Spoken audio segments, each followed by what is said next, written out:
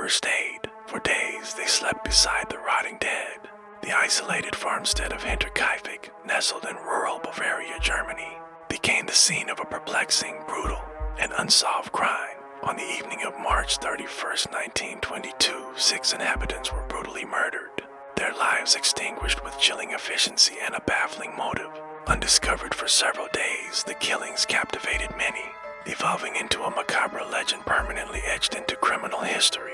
The victims were elderly farmer Andreas Gruber, 63, and his wife Gislia, 72. Their widowed daughter, Victoria Gabriel, 35, lived there with her 2 young children, Gislia, 7, and Joseph, 2. The household also included Maria Baumgartner, a 44-year-old maid who had arrived hours before the murders. The farm's isolation provided the perpetrator ample opportunity for a clandestine, unobserved operation. Prior to the murders, unsettling incidents plagued the Grubers. Weeks earlier, Andreas found footprints from the forest to the door, but none returning, suggesting an unseen, prolonged presence. Keys vanished, then reappeared. An unfamiliar newspaper was found. Andreas also reported attic footsteps, though no intruder was found. The family dismissed these, perhaps from stoicism or reluctance to acknowledge a threat. On March 31st, it is believed the family members were individually lured or forced into the bar where initial murders occurred. Andreas Gruber was likely the first victim, followed by his wife Gislia, then their daughter Victoria and elder granddaughter Gislia. The murder weapon was a mattock, a sharp farming tool similar to a pickaxe found at the scene. The swift, brutal blows suggested an assailant of considerable strength and determination, acting with chilling precision, not spontaneous rage. The bodies remained undiscovered until April 4th, when the new maid, Maria Baumgartner, failed to appear for work and young Gislia missed school. Neighbors grew concerned. A mechanic, Albert Hoffner, arriving for repairs, waited over an hour, noting the absence of anyone and hearing only farm animals. Eventually, Lorenz Schlittenbauer, a neighbor and Joseph Gabriel's presumed father, led a small search party. What they found instantly transcended mere concern into pure horror. Inside the barn, piled haphazardly beneath hay, lay the bodies of Andreas Gruber, Gislia Gruber, Victoria Gabriel, and younger Gislia. Their skulls had been crushed by savage blows. A subsequent search of the house revealed the bodies of the new maid, Maria Baumgartner, in her bedroom, and the infant Joseph Gabriel in his bassinet. All had suffered similar catastrophic head injuries, indicating a consistent, savage method of attack. The immediate shock and horror quickly gave way to profound bewilderment and dread. The initial police investigation was hampered by several factors, including lack of modern forensic techniques and disturbance of the crime scene. By the initial search party, remarkably, investigators found no signs of forced entry, suggesting the perpetrator was either known to the family or gained access without suspicion. Even more chillingly, evidence indicated that someone had remained on the farm for several days after the murders. The farm animals had been fed, meals prepared and eaten, and a dog observed roaming, suggesting a presence long after the victims perished. This detail introduced an unsettling layer of premeditation or perhaps a macabre enjoyment of the aftermath. The most perplexing aspect was the survival of infant Joseph Gabriel for an unknown period after his mother and grandmother were murdered. It is believed he lay beside his dead mother in the house, perhaps for hours or days, before he too was eventually killed.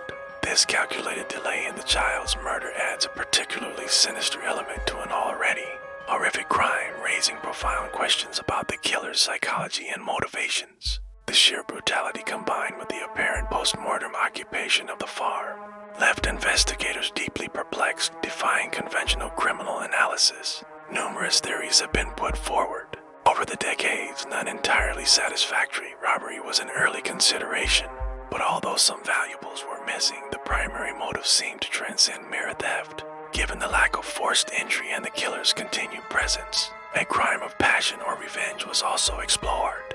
Focusing on potential disputes or illicit relationships, Victoria Gabriel's son, Joseph, was widely believed to have been fathered by her own father, Andreas, a taboo secret that could have fueled a vengeful act. However, concrete evidence supporting this or any other specific animosity was always lacking, remaining speculative. Suspects were many, but convictions were none. Carl Gabriel, Victoria's husband, reportedly died in World War I, was briefly considered, the theory suggesting he faked his death to exact revenge for the alleged incestuous relationship. Lorenz Schlittenbauer, the neighbor who discovered the bodies and was Joseph's likely biological father, was also investigated due to his close ties and intimate knowledge of the family's secrets, yet ultimately cleared. Former farmhands with grievances, transient workers, and various local inhabitants were all scrutinized, but no definitive link was ever established. The authorities meticulously interviewed over 100 individuals, generating thousands of pages of reports, but the killer or killers remain elusive. The lack of advanced forensic science in 1922 meant crucial evidence, such as fingerprints or DNA, could not be effectively gathered or analyzed. The crime scene itself was compromised early on, further complicating the investigation, despite exhumations of the bodies and continued efforts by subsequent police forces. The Hinterkaifeck murders have remained an official cold case. The mystery continues to haunt German folklore, a testament to its profound impact and the enduring human desire for justice and resolution.